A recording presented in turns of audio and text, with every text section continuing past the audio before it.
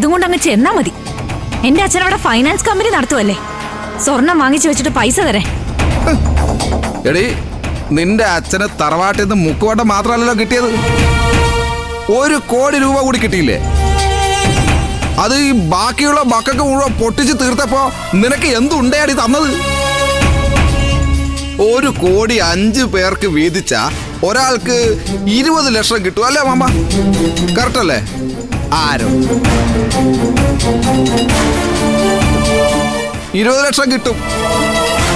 എടി, അത് നിന്റെ അച്ഛന്റെ കയ്യിൽ നിന്ന് നീ ചോദിച്ചു വാങ്ങണം. എന്തിന്?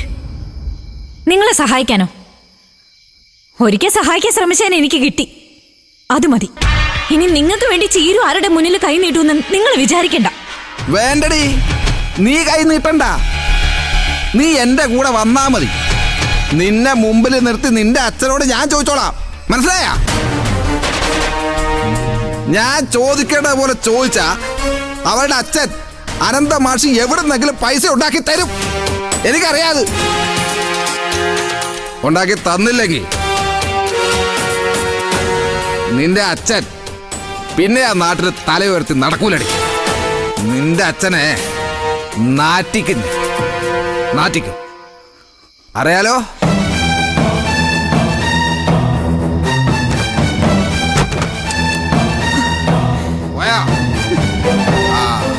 നാളെ രാവിലെ റെഡിയായി നിന്നോളാം. പിന്നെ ആ സമയത്ത് കണവണെന്ന് പറഞ്ഞാലേ ഈ വിനയനെ ശരിക്കും അറിയാലോ നിനക്ക്? എന്തേ വഴിമാറ്. ഓ ചെരുപ്പ് ഇതാ ഇതാ.